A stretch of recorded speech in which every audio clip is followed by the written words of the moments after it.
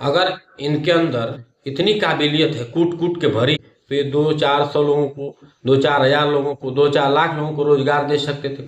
कौन भले हो जाऊं लेकिन मौन नहीं हो सकता मैं। कौन भले हो जाऊं लेकिन मौन नहीं हो सकता मैं। पुत्र मुंह में शस्त्र त्याग कर द्रोण नहीं हो सकता मैं। कितने भी पहरे बैठा दो मेरी कुछ निगाहों पर, मैं सरकारों से बात करूंगा भीड़ भरे चौराहों पर। सत्ता का आकर्षण मेरी भूख नहीं, साल दुसाला चंदन मेरी चूक नहीं। मैं इसलिए बोल रहा हूं क्योंकि बिहार सरकार में ये उपेंद्र कुशवाहा जी के द्वारा जो किया गया है, ये परिवारवाद की पराकाष्ठा है। ये बोल रहे हैं कि हमारा लड़का योग्य है। अगर इतनी ही योग्यता थी और अगर इतना ही होनहार था तो जहां पे काम कर रहा था किसी और सेक्टर में जाके 2-400 2-4 हजार लोगों को रोजगार दे सकता था।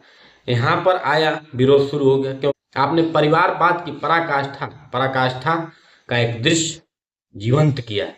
इसलिए क्या यही होनहार था? और कोई पार्टी में बचा ही नहीं था पूरे बिहार में। मतलब ये महोदय आए हैं, डायरेक्ट इनको शपथ दिला दिया गया, लग रहा है हाथ पकड़ के जबरदस्ती दिला गया। इतनी क्या एनडीए की मजबूरी थी कि सारे एनडीए के घटकों ने इस तरीके का फैसला लिया। इस महोदय का मंत्री पद पर शपथ लेने का मतलब पूरे भारत की युवा पीढ़ी को गुलाम बनाना है। अब इसका अगर विरोध नहीं हुआ तो ये राजनीतिक पार्टियां अपने बेटे को, अपने दामाद को, अपने बेटी को, अपने नात रिश्तेदार, जीजा, मामा, ताऊ, फूफा, चाची, चाचा, नानी, नाना, सबको लाकर ये लोग खड़ा कर देंगे। सबसे युवा आबादी वाला ये भारत देश चंद लोगों का गुलाम फिर बन रहा है। और मोदी जी बार बार परिवारवाद के खिलाफ थे, वंशवाद के खिलाफ थे, जातिवाद के खिलाफ थे। ये हर चीज की पराकाष्ठा है।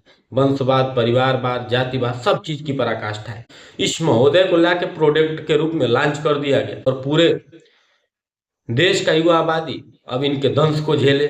क ख भी इनको नहीं पता और इनको लाके मंत्री बनाया गया। मैं सख्त विरोध कर रहा हूँ, सख्त विरोध। और अगर इनके अंदर इतनी काबिलियत है तो आए हमारे साथ ये दौड़ लगा लें, आए हमारे साथ दंड बैठक लगा लें, आए हमारे साथ समाज का सेवा करके दिखा दें, आए हमारे साथ। मैं चैलेंज दे रहा हूँ, हमारे साथ ये हमारे जितने सामाजिक कार्य मैं करता हूँ उतना करके दिखा दें। मैं मान जाऊंगा कि इनके अंदर काबिलियत, इनके अंदर टैलेंट भरा पड़ा है। ये सब बातें सुनी सुनाई कहीं कहा ही नहीं। ये देश और इस देश का युवा गुलामी की तरफ बहुत तेजी से बढ़ रहा है। इसका सख्त विरोध होना चाहिए। तब तक होना चाहिए जब तक इनका इस्तीफा ना हो जाए। इनका अगर इस्तीफा नहीं हुआ तो ये माना जाएगा कि ये परिवारवाद की पराकाष्ठा है, ये जातिवाद की पराकाष्ठा है, ये वंशवाद की पराकाष्ठा है और ये संविधान का गला घोटने का कार्य किया गया है, लोगों के हक को मारने का कार्य किया गया है। जिन लोगों ने पार्टियों का सेवा किया, दरी बिछाया, दिन रात आपके सेवा में, आपकी रैलियों में भीड़ लगाया, क्या उनका हक कुछ नहीं है? आप लोग अपने बेटी बेटों को लेकर लॉन्च करेंगे, इसका सख्त विरोध होना चाहिए। हिंदुस्तान की सबसे अधिक युवा आबादी, युवा उठो, वक्त ये कह रहा, खुद को बदलो, जमाना बदल जाएगा, शक्तियों को लगा लो सही काम में, देश का भाग्य खुद ही संवर जाएगा। युवा चेतना तुम हिमालय शिखर हो, युवाओं तुम ही सिंधुओं की डगर हो, युवा चेतना तुम हिमालय शिखर हो। इसका सख्त विरोध होना चाहिए। जिस व्यक्ति को क से लेके राजनीति का क ख ग पता नहीं, उसको लाके लॉन्चिंग कर दिया गया, जबरदस्ती मंत्री बना दिया गया और वो मंत्री के बारे में ही नहीं जाना कि हमें क्या करना है। पिताजी से पूछिए, शादी हो गया, शादी के बारे में हमें पता नहीं, पूछेंगे पिताजी से पूछना है शादी के बाद क्या करना है।